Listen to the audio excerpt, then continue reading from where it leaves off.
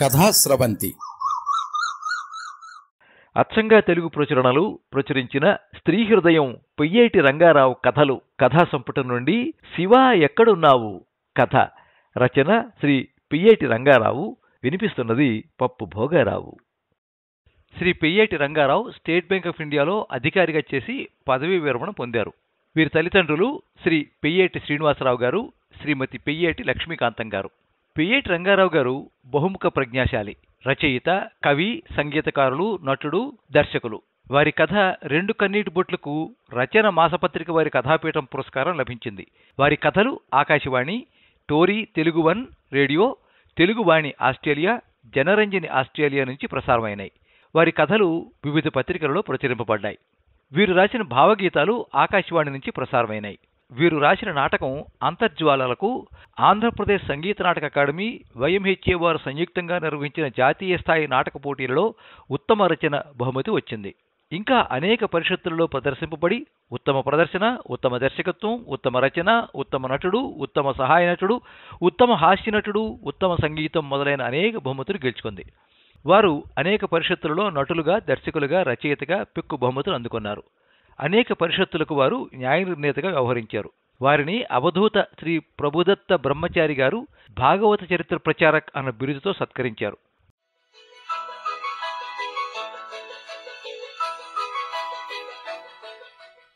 వలిమల పైన సొగసుగ చెలగే బేసి కన్నుల దొర నా దొర, కలియుగ బాధల కుములు చువేగే నాదు వినతుల వినవా నా దొర. పగలంత కూటికై ఆరాటము, రేయేమ కోరికల చెలగాటము, నిముసమ్ము నిన్ను తలువ నిలుకడా లేదు, నిఖిలేశ నీ దయకు యోగ్యత లేదు. వలిమల పైన సొగసుగా చెలగే బేసి కన్నుల దొర నా దొర. ఎడద సవ్వడులు ప్రతి ఒక్క ఘడియ మృత్యుయాత్రలో పదధ్వనులాయను, తొండపు వేలుపు తండ్రి నీ దయ కలుగక బ్రతుకే గండమ్మాయనుగా. వలిమల పైన సొగసుగ చెలగే బేసి కన్నుల దొర నా దొర. స్మరణము చేతనే తరణమిడుదువని హరహరాయనగనే భవభయహరమని, నిన్ను ధ్యానింతును శివం శంకరం త్వమేవ శరణం మమ దేహి అభయం.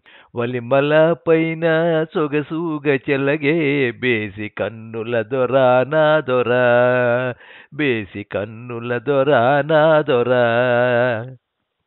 శివయ్య కన్నుల నుంచి అశ్రువులు స్రవిస్తున్నాయి.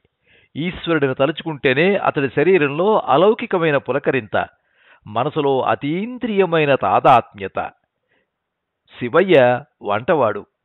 అది అతడికి వంశపారంపర్యంగా అబ్బిన విద్య. వంశపారంపర్యంగా వస్తున్న ఈ సాంప్రదాయానికి అడ్డుకట్ట వేద్దామని అతడి తల్లి ప్రయత్నించినా అతడి తండ్రి మాత్రం పొసగనివ్వలేదు. తనకు తోడుగా ఉంటాడని బాల్యంలోనే శివయ్యని కూడా తనతో వంట పనుల్లోకి తీసుకుపోతూ ఉండేవాడు. అటువంటి శివయ్య బాల్య కౌమారావస్థలు దాటి యవ్వనంలోకి అడుగుపెట్టేసరికి అతడికి సంపూర్ణ స్వాతంత్ర్యాన్ని ప్రసాదించి అతడి తల్లిదండ్రులు శివ సాయుధ్యాన్ని పొందారు. తాను దూరకంత లేనప్పుడు మెడకో డోలు వద్దనుకుని బ్రహ్మచారిగానే మిగిలిపోయాడు శివయ్య. శివయ్యకి జీవితంలో ఒకే ఒక్క కోరిక ఉంది.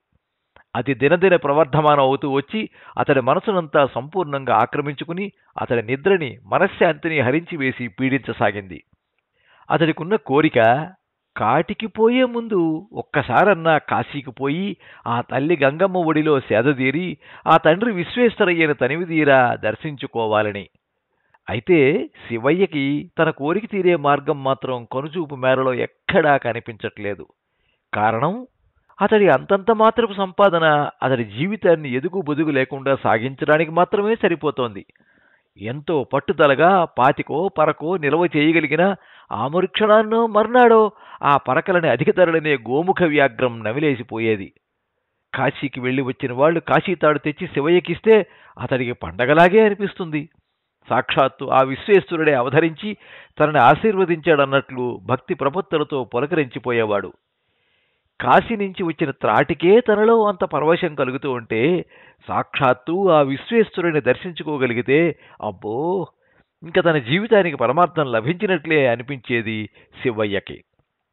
ఈ గుండె పిలుపు ఓ వేలుపు నీకందేనా, లేక ఈ జీవి చరితము ఇలవేలుపు ఇక ముగిసేనా, ఈ గుండె పిలుపు నీకందేనా, బిల్వదళముల సవ్వడి విని నీ వస్తివని వడివడి ఘడియ ఘడియకు తడబడే ఈ గుండె పిలుపు నీకందేనా, తనువు వల్లరి సరి సరి జాబిలేమో ఒక విరి, నీదు కరుణకు నోచలేదు మోక్ష పదమును చేరలేదు, చషకమందున విషము నింపి గుండె గతులను నిలిపివేసి ముక్తి నిమ్మని మోకరిల్లే ఈ గుండె పిలుపు నీకందేనా అని కన్నీళ్లతో పాడుకుంటూ ఉండేవాడు శివయ్య.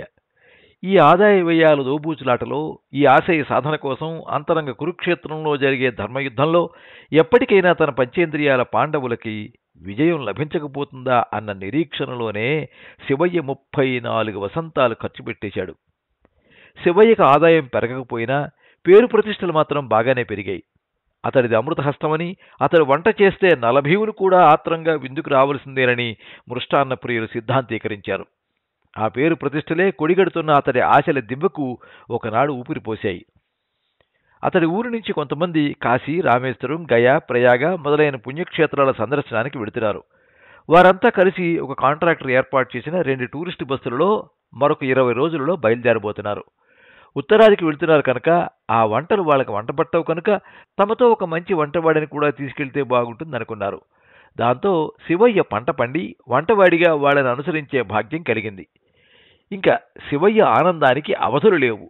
తన జీవితం ధన్యం కాబోతోందన్న ఆనందాతిశయంలో అతడికి కంటి మీద కునుకు కూడా రావట్లేదు. తను కాశీ వెళ్తాడు. అక్కడ గంగమ్మ తనను లాలించి లాలపోసి నాన్న ఒడిలోకి తీసుకువెళ్తుంది. తను ఎక్కువ ఉద్విగ్నతకి ఏవైనా సరే లోను కాకూడదు.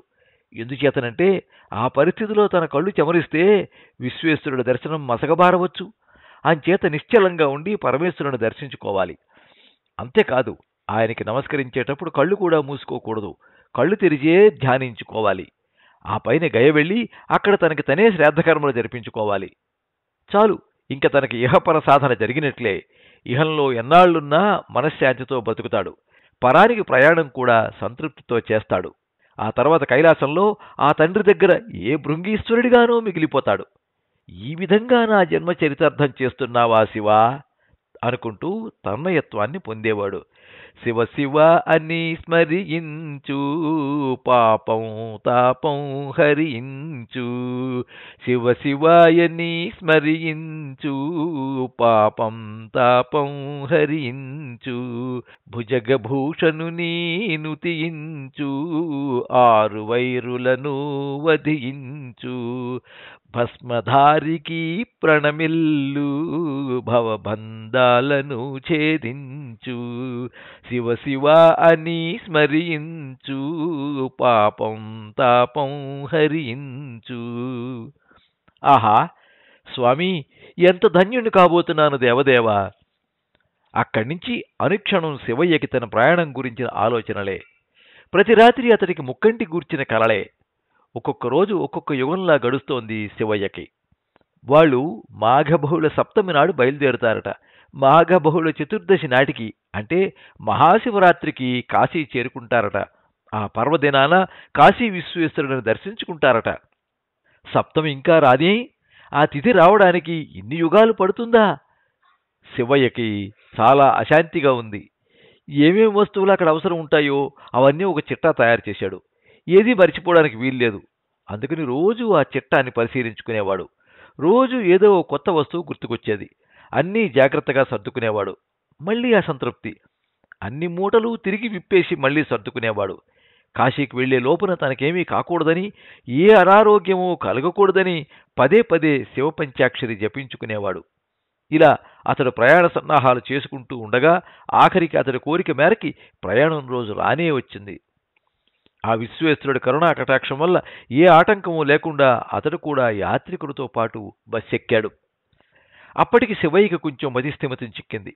అమ్మయ్యా, బస్సులోకి వచ్చి పడ్డాను, ఇంకేమీ ఇబ్బంది లేదు, అంతా సజావుగానే జరుగుతుంది అని సమాధానపడ్డాడు.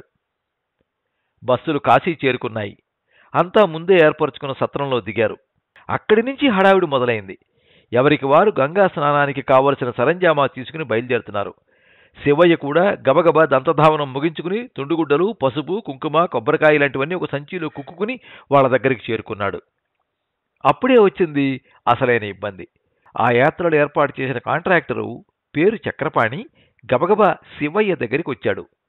అయ్యా శివయ్య గారు, ఎంతవరకు వచ్చాయి ఏర్పాట్లు? శివయ్య అయోమయంగా అడిగాడు. ఏమి ఏర్పాట్లు? చక్రపాణి విసురుగా అన్నాడు. బాగుందండి, మీ వ్యవహారం చూస్తుంటే మీరు కూడా ఇన్ని వేలు పోసి టికెట్లు రిజర్వ్ చేయించుకుని వచ్చిన యాత్రికులతో సమానంగా జల్సాగా తిరుగుదాం అనుకుంటున్నట్టున్నారే. వాళ్ళు గంగా స్నానం చేసి రాగానే వాళ్ళకింత టిఫిన్ చేసి పెట్టి పాలో, కాఫీలో, టీలో వాళ్ళ మొహాన కొట్టద్దు. పిల్లలుంటారు, పాపలుంటారు, మొసలీమొతగా ఉంటారు. వాళ్ళకి వేళకింత కడుపులో పడకపోతే ఆ పరంధాముడి సంగతి ఎలా ఉన్నా ఆత్మారాముళ్ళు ఆరళ్ళు పెట్టేరు. గబగబ చేయండి. ఈ పూట ఎక్కువ మంది ఉపవాసాలే ఉంటారు కనుక ఎక్కువగా పదార్థాలు వండి తగలయ్యగా తక్కువ మోతాదులో ఉప్మా చేసి పడేయండి. అంతగా సరిపోకపోతే ఉప్మా చేయడం ఎంతసేపు, మళ్ళీ మరి కాస్త వండి తగలేద్దరు కానీ. ఇక త్వరగా కానివ్వండి. ఇంకా శివయ్యకి మాట్లాడటానికి అవకాశం ఇవ్వకుండా చక్రపాణి యాత్రికులను ఉద్దేశించి అన్నాడు. అయ్యలారా, అమ్మలారా, భక్త శిఖామణులారా, మీరంతా బస్సులెక్కితే మనం వెళ్ళి గంగలో మునిగి వద్దాం. ఆకలేస్తే ఆగలేని వాళ్ళు ఉంటారు కనుక వాళ్ళకి టిఫిన్లు రెడీ అవుతున్నాయి. ఆ కార్యక్రమాలు త్వరగా ముగించుకుంటే ఆ పైన అందరం కాశీ విశ్వనాథుని దర్శించుకుని తరిద్దాం, పదండి.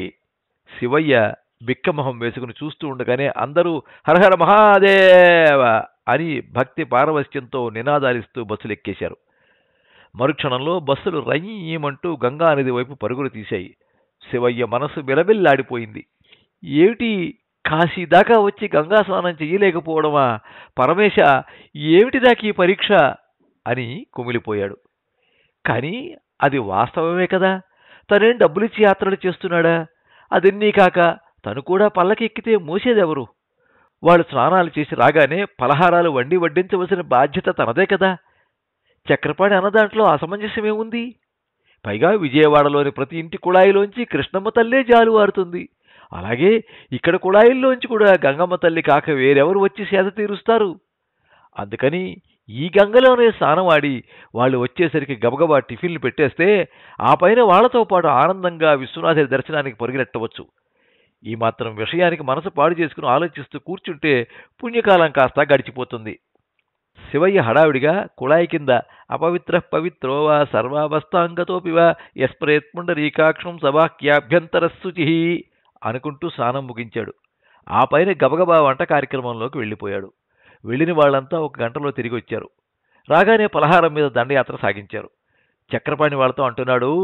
అయ్యలారా, అందరూ గబగబా పలహారాలు ముగించి మళ్లీ బస్సులు ఎక్కేస్తే విశ్వేశ్వరాలయానికి వెళదాం. అసలే అక్కడ చాలా రద్దీగా ఉంటుంది. మళ్లీ శివయ్య కేసి తిరిగి అన్నాడు. అయ్యా శివయ్య గారు, ఈ పలహారాల తంతు పూర్తి కాగానే గబగబా వంట కార్యక్రమం మొదలుపెట్టండి. మేము సరిగ్గా 12:30 కల్లా వచ్చేస్తాం. భోజనాలు కాగానే మళ్లీ మిగతా చోట్లన్నీ చూడడానికి వెళతాం. ఈలోపు మీరు రాత్రి భోజనాలు రెడీ చేయండి. భోజనాలు కాగానే రాత్రి బయలుదేరేస్తాం. ఈ కార్యక్రమం అంతా సవ్యంగా జరగాలంటే అంతా మీ చేతుల్లోనే ఉంది. మీరు వేళకు వండి వడ్డించకపోతే అంతా రసాభాస అయిపోతుంది. శివయ్య ఒళ్ళు జలధరించింది. అంటే తను విశ్వేశ్వరాలయానికి వెళ్ళటం లేదా? గంగా స్నాన ఫలం ఎటూ లభించలేదు, కానీ గుడికి తను వెళ్ళొద్దు? అతని కళ్ళ నుంచి ఆగకుండా కన్నీళ్లు ప్రవహిస్తున్నాయి. పరమేశ, నాకు ఇదెక్కడి శిక్ష విధించావు తండ్రి? నీ ఇంటి గుమ్మం దాకా రానిచ్చి ఇంటిలోనికి అడుగు పెట్టనివ్వకుండా చేస్తున్నావా స్వామి? నేను ఏ జన్మలో ఏ ఘోర పాపం చేశానని నాకింత శిక్ష విధిస్తున్నావు తండ్రి? అమ్మా అన్నపూర్ణమ్మ తల్లి, చూశావా అమ్మా మీ ఆయన గారి వరస? నా మీద, ఈ బడుగు బాపడి మీద కక్ష కట్టేసాడమ్మా. నేను తనను చూడకూడదట. అంతటి పాపాత్ముడినా తల్లి? నువ్వన్నా చెప్పమ్మా, మీ కొడుకుని ఇలా శపించడం తగునా తల్లి? పోనీ నేను దుర్మార్గుడినే, రౌరవాద నరకాల్లో శాశ్వతంగా కాపురం పెట్టాల్సినంతటి పాపాత్ముడినే. కానీ అమ్మా, కుపుత్రో జాయేత్ క్వచిదపి కుమాత నభవతి. నేను నీకు చెడ్డపుత్రుణ్ణే కావచ్చు తల్లి, కానీ నువ్వు నాకు చెడ్డమాతవవుతావా అమ్మా? అది భావ్యం కాదు కదా. శివయ్యకి ఆశ చావలేదు. వెళ్ళి చక్రపాణి ఎదుర నిలుచుని చేతులు జోడించాడు. చక్రపాణి చిరగ్గా అడిగాడు, ఏమిటండి? శివయ్య దీనంగా అన్నాడు, అయ్యా, నాకు కూడా విశ్వనాథుడిని దర్శించుకోవాలని ఉందండి. చక్రపాణి పగలబడి నవ్వాడు. బాగుందయ్యా పంతులు, ఇదిగో నేను కట్టుకున్న ఈ జరీ పంచే, ఈ కండువా అన్నీ విప్పేసి నీకు ఇచ్చేస్తాను. అన్నీ నువ్వు అలంకరించుకో. నీ నీరు గావంచా ఆ చిరుగురు తువ్వాలు నా మొహాన తగలయ్యి. ఆ అలుగుడ్డలు నేను చుట్టుకుని పురుసులో పోపు తగలేస్తూ అన్నం వండి వారుస్తూ అఘోరిస్తాను. వెళ్ళు నాయనా, వెళ్ళు అన్నాడు. శివయ్య మౌనంగా వంటలు చేయడానికి వెళ్ళిపోయాడు. యాత్రలన్నీ దిగ్విజయంగా ముగిశాయి. అన్ని స్థలాల్లోనూ ఇదే తంతు, ఇదే తతంగం. తెల్లవారుజామున లేచి వాళ్ళందరికీ కాఫీలు టిఫిన్లు తయారు చేయడం, వాళ్ళు బయట తిరిగి రాగానే వాళ్ళకి భోజనాలు వండి వడ్డించడం, మళ్ళీ వాళ్ళు అన్ని చోట్లకి హాయిగా వెళ్ళి భక్తి చెల్లించి పుణ్యం సంపాదించుకు రాగానే వాళ్ళకి రాత్రి భోజనాలు పలహారాలు వండి అమర్చడం. ఇంతే. సత్రం దగ్గర బస్సు దిగితే వంట పనిలోకి వెళ్ళిపోవడం, మళ్ళీ బస్సు మరొక ఊరికి బయలుదేరితే అందులోకి ఎక్కి కునికిపాట్లు పడ్డాం. చివరికి ఆ చేదు అనుభవాలన్నీ మూట కట్టుకుని స్వగ్రామం వచ్చి పడ్డాడు. శివయ్య ఈ అనుభవంతో చాలా కృంగిపోయాడు. జీవితం అంటేనే రోత పుట్టింది, జీవించాలంటేనే అసఖ్యమేస్తోంది. ఆ కాశీలోనే ఏదన్నా జాడ్యం వచ్చి ఊపిరాగిపోతే గంగలోకి తోసేద్దురు కదా, అలాగన్నా మోక్షం వచ్చి ఉండేది కదా అని విలపించేవాడు. కొన్నాళ్ళు ఇలా గడిచేయి. శివయ్యకి తగిలిన గాయం కొద్దిగా మానసాగింది. మళ్లీ శివయ్యలో పాత కోరికలు పడగలు విప్పినెత్తించసాగాయి. పరిస్థితులన్నీ నాకు వ్యతిరేకంగా ఉండుగాక ఆ పరమేశ్వరుడే తల్లి భవానీతో కలిసి తన దగ్గరికి రానివ్వకుండా నన్ను తరివేయడానికి ప్రయత్నించుగాక. కాని నేను ఎవరిని? నేను శివయ్యనే. ఆయన హాలాహలాన్ని మింగి చిరునవ్వులు చిందించగలిగాడు కనుక నేను కూడా ఎన్ని ఆటంకాలొచ్చినా మొక్కవోని ధైర్యంతో మొండి పట్టుదలతో అనుకున్నది సాధించి తీరతాను. మరణించేలోగా నా కోరిక తీర్చుకుని మరీ చస్తాను. శివయ్య తన మీద తనకే కలిగిన సానుభూతితో కన్నీళ్లు వంపుకున్నాడు. మళ్లీ మొండి పట్టుదలతో కసిగా నవ్వుకున్నాడు. అవును, ఇవాటి నుంచి నా తపస్సు మొదలవుతోంది. పైసా కూడబెడతాను, కడుపు కట్టి పెట్టుకుంటాను. కూటికి గుడ్డకి కూడా ఖర్చు పెట్టకుండా కకృతిపడి ఆదా చేస్తాను. ఎన్ని సంవత్సరాలైనా సరే, నాకు వృద్ధాప్యం వచ్చేసినా సరే, సరిపడినంత సొమ్ము పోగు చేసి అటువంటి టూరిస్టు బస్సులోనే ప్రయాణం చేసి కాశీ, రామేశ్వరం, గయా అన్నీ చూసొస్తాను. కానీ ఈసారి వెళ్ళేటప్పుడు వంటవాడిగా వెళ్ళను, యాత్రికుడు హోదాలో వెళతాను. అన్నీ కరువు తీరా చూస్తాను. ఆ విశ్వనాథుడిని దర్శించి తీరతాను. ఆ గయలో నాకు నేనే పిండ ప్రదానం చేసుకుని తరించి తీరతాను. ఇప్పుడు శివయ్య జీవితానికి ఒక ధ్యేయం ఏర్పడింది. ఆ ధ్యేయ సాధన కోసం ఒక దృఢ సంకల్పంతో కృషి చేయసాగాడు. ఒక సరదా లేదు, ఒక సంబరం లేదు, ఒక పావలా ఖర్చు పెట్టాలంటే గుండె గిలగిలలాడేది. ఈ విధంగా శివయ్య 14 ఏళ్ల జీవనవాసం చేశాక, శారీరకంగా కృంగి కృశించి ఎముకల పోగులా మిగిలిపోయాక, 50వ పడిలోకి ఇంచుమించు అడుగుపెట్టే వేళకి తను పోగు చేసిన సొమ్మునంతా లెక్కపెట్టుకుని తృప్తిగా తలాడించుకుని ఆత్మవిశ్వాసంతో 14 సంవత్సరాలుగా ఉగ్గబట్టుకున్న నిశ్వాసను దీర్ఘంగా విడిచి కాంట్రాక్టర్ దగ్గరికి వెళ్ళాడు. ఆ కాంట్రాక్టర్ పేరు అమృతపాణి. అతడు కీర్తిశేషుడైన చక్రపాణి గారి సుపుత్రుడు. తండ్రి అడుగుజాడలలోనే అతడు పయనిస్తూ యాత్రా స్పెషల్స్ ఏర్పాటు చేస్తూ 4 రాళ్లు కూడబెట్టుకుంటున్నాడు. మరి 15 రోజుల్లో బస్సులు బయలుదేరుతాయట. అన్ని పుణ్యప్రదేశాలని సందర్శించుకుంటూ మహాశివరాత్రి నాటికి కాశీ చేరుకుంటాయట. శివయ్య తృప్తిగా తలపంకించి కట్టవలసిన డబ్బు కట్టి రసీదు తీసుకుని తేలికబడ్డ హృదయంతో ఇంటికి చేరుకున్నాడు. అక్కడి నుంచి విశ్వనాథుడితో మనసులో ఛాలెంజ్ చేసి గర్వంగా నవ్వుకునేవాడు. చూశావా పరమేశ, నువ్వు నా మీద సీతకన్నేశావు, కానీ నేనేం తక్కువ వాడిని కాను సుమా. రావణాసురుడు, భస్మాసురుడు లాంటి అసురాధములే దురుద్దేశ్యాలతో నిన్ను ధ్యానిస్తే ఉబ్బులింగడివైపోయి వాళ్ళు కోరిన ఘాతుకపు వరాలన్నీ ప్రసాదించి పడేశావు. అటువంటిది నేను నిన్ను కేవలం నీ దర్శన భాగ్యం ప్రసాదించవయ్యా స్వామి అంటే, వేడుకుంటే, అతి దీనంగా ప్రార్థిస్తే దానికి పెద్ద అట్టహాసం చేసి నన్ను నిర్లక్ష్యం చేసేసి నన్ను అవమానాల పాలు చేసేసి నిశ్చింతగా నిర్లిప్తంగా ఉండిపోయావు. ఇప్పుడు చూడు, నా భక్తి గొప్పదో, నీకు నా ఎడల ఉన్న విరక్తి గొప్పదో రుజువు కాబోతోంది. 6 నూరైనా, అటు సూర్యుడు ఇటు పొడిచినా, 7 సముద్రాలు ఉప్పొంగి ప్రళయం ఏర్పడినా, ద్వాదశార్కోదయమై సృష్టి యావత్తు భస్మీపటలమైపోయినా నీ బిడ్డడు ఈ శివయ్య వారణాసికి వచ్చి తీరతాడు. నీ గంగమ్మతో తన గోడంతా చెప్పుకుని ఆమె కన్నీళ్లలో ఆ చన్నీళ్లలో తానమాడి నీ చెంతకు వచ్చి నీ దర్శనం చేసుకుని వంచబోయిన విధిని పరిహసించి తరిస్తాడు. శివయ్యకి చాలా కసిగా ఉంది. తను అనుకున్నది ఇన్ని సంవత్సరాల ఘోర తపస్సు తర్వాత, ఇన్ని వేల ఘడియల కఠోర సాధన తర్వాత కార్యరూపానికి తీసుకురాబోతున్నాడు. అనుకున్న శుభముహూర్తానికి బస్సులు బయలుదేరాయి. ఇక శివయ్యలో వైరాగ్యం ఉప్పెనలా వచ్చేసింది. సర్వకాల సర్వావస్థల యందు శివపంచాక్షరి జపించుకుంటూ ఏకాగ్ర చిత్తంతో పరమేశ్వరుని ధ్యానించుకుంటూ ప్రయాణం సాగించాడు. అతడి భక్తి తత్పరతకి, అతడి నిశ్చల చిత్తానికి తోటి ప్రయాణికులు చాలా అబ్బురపడసాగారు. కొందరైతే అతడి భక్తి పారవశ్యాన్ని, జప తీవ్రతని చూసి ఇతడికేమన్నా జరుగుదు కదా అని భయం కూడా పడ్డారు. అయితే ఏ ఇబ్బందులు ఎదురవ్వకుండా బస్సులు వారణాసికి చేరుకున్నాయి. శివయ్య మనసులో ఏదో తెలియని పారవశ్యం, ఒళ్ళంతా ఏదో లోకంలో విహరిస్తున్న అనుభూతి. ఈ పార్థివ శరీరం తనది కాదని, ఈ శరీరంలో ఉన్న ఆత్మ మాత్రమే తానని, తాను అంటే ఈ ఆత్మ పరమాత్మని చేరుకోవడం కోసమే ఈ కాశికాపురికి ఏదించేనని శివయ్య కనిపించసాగింది. బస్సులు సత్రం దగ్గర ఆగాయి. శివయ్య ఒక సంచి నిండా పూలు, పళ్ళు, పసుపు, కుంకుమ, ఇంకా ఇతరత్ర సరంజామా అంతా పెట్టుకుని గంగా స్నానానికి బయలుదేరాడు. అంతలో కాంట్రాక్టర్ అమృతపాణి తమతో వచ్చిన వంటవాడితో ఏదో గొడవ పడుతూ ఉండడం అతనికి కనిపించింది. ఏమిటా అని అటు వెళ్ళాడు. అమృతపాణి వెకిలిగా నవ్వుతూ బొంగురు గొంతుతో అరుస్తున్నాడు. బాగుందయ్యా పంతలు, ఇదిగో నేను కట్టుకునే జరీ పంచ, ఈ కండువ అన్నీ ఇప్పుడే ఇప్పేసి నీకు ఇచ్చేస్తాను. ఇవి నువ్వు అలంకరించుకో. నీ నీరు కావు పంచ, ఆ చిరుగురు తువ్వాలు నా మొహాన్ని తగలేయి. ఆ అలుగుడ్డలు నేను చుట్టుకుని పులుసులో పోపు తగలేస్తూ అన్నం వండి వారుస్తూ అగౌరిస్తాను. వెళ్ళి నాయన, వెళ్ళి గంగలో మునిగి శివదర్శనం చేసుకుని రా. అమృతపాణి వికృతంగా నవ్వుతున్నాడు. కర్ణకఠోరంగా నవ్వుతున్నాడు. ఆ వంటవాడు వెక్కి వెక్కి ఏడుస్తున్నాడు. శివయ్య ఆ వంటవాడికేసి చూశాడు. అతడికి సుమారు 75 ఏళ్లుండవచ్చు. మనిషి కాస్త ఆరోగ్యంగానే కనిపిస్తున్నా అంత వయసు పైబడ్డవాడు ఏ క్షణాన్నైనా రాలిపోక తప్పదు. శివయ్య అతడి దగ్గరగా వెళ్ళి జాలిగా భుజం మీద చెయ్యి వేశాడు. ఆ వంటవాడు ఏడుస్తూ అన్నాడు, చూడండయ్యా, ఒక్కసారన్నా కాశీకి వచ్చి గంగలో మునిగి ఆ విశ్వనాథుడిని దర్శించుకోవాలని ఈ జీవితమంతా తాపత్రయపడ్డాను. కానీ ఇంటి గుమ్మం దాకా వచ్చి ఇంట్లోకి ప్రవేశించలేకపోతున్నాను. నా జీవితం దారుణంగా వ్యర్థమైపోయిందయ్యా. ఇక నేను బతకడం కూడా అనవసరం. అయినా ఇంత వయసు వచ్చి ఇక నేను బతికుండేది కూడా కల్లా. శివయ్య అతన్ని అనునయిస్తూ అన్నాడు, చూడండయ్యా, నేను కూడా వంటవాడినే. కానీ మీలా ముదివగ్గును మాత్రం కాను. నాకు 48 ఏళ్లే.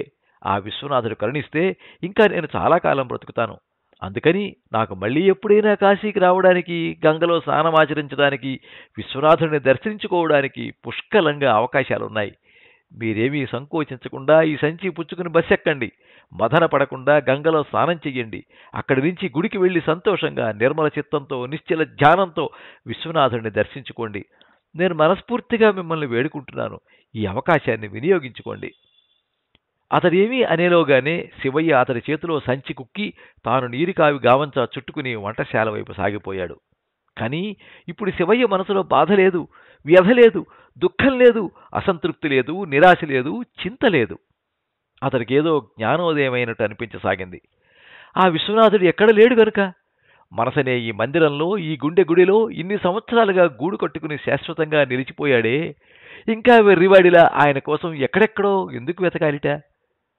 అవును శివయ్య, నువ్వు ఈ నిరుపేద శివయ్య గుండెలో ఎప్పటినుండో బందీవై పడి ఉన్నావు. ఇంతకన్నా మహద్భాగ్యం నాకేలనయ్యా పరమేశ అని అనుకుంటూ కన్నుల నుంచి ఆనందాశ్రువులు రాలుతుండగా కూరలు తరగసాగాడు. చమరించిన అతడి హృదయం తన్మయంగా పాడుకుంటోంది. అహర్రహం ఇహంలో హాలాహలం హరహర అనుకుంటే పీయూషము.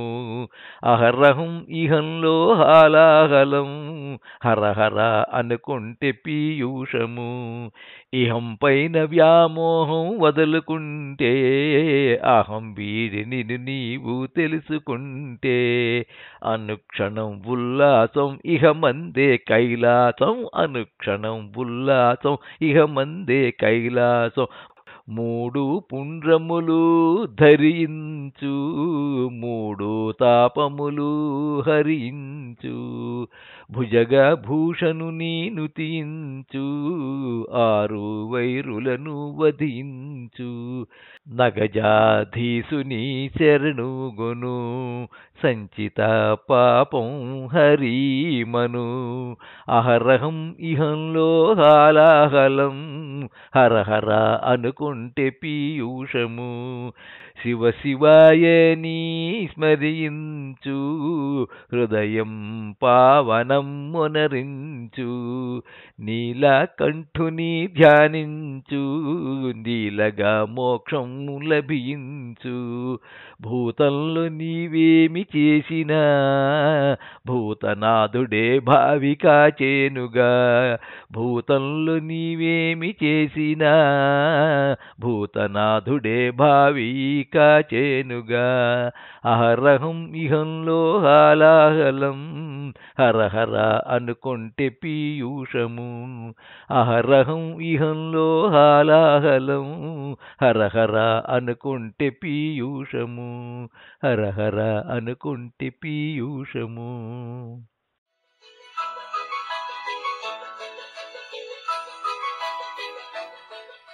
మీరింతవరకు శివ ఎక్కడున్నావు కథ విన్నారు. రచన శ్రీ పెయ్యేటి రంగారావు. వినిపించినది పప్పు భోగారావు. ఈ కథ ఆంధ్రప్రభ సచిత్ర వారపత్రికలో ప్రచురితమైంది. ఈ వీడియోని లైక్ చేయండి, మీ మిత్రులందరికీ షేర్ చేయండి. ఇలాంటి మరిన్ని మంచి కథలు వినిపించడానికి ఈ ఛానల్ని సబ్స్క్రైబ్ చేసుకోండి. పక్కనే ఉండే బెల్ ఐకాన్ని క్లిక్ చేస్తే ఇలా అప్లోడ్ చేసే వీడియోల వివరాలన్నీ కూడా మీకు ఎప్పటికప్పుడు నోటిఫికేషన్ ద్వారా తెలుస్తాయి. ఎప్పుడు మీ అభిమానాన్ని కోరుకునే పప్పు భోగారావు. సర్వే జనాః సుఖినో భవంతు. కథా స్రవంతి.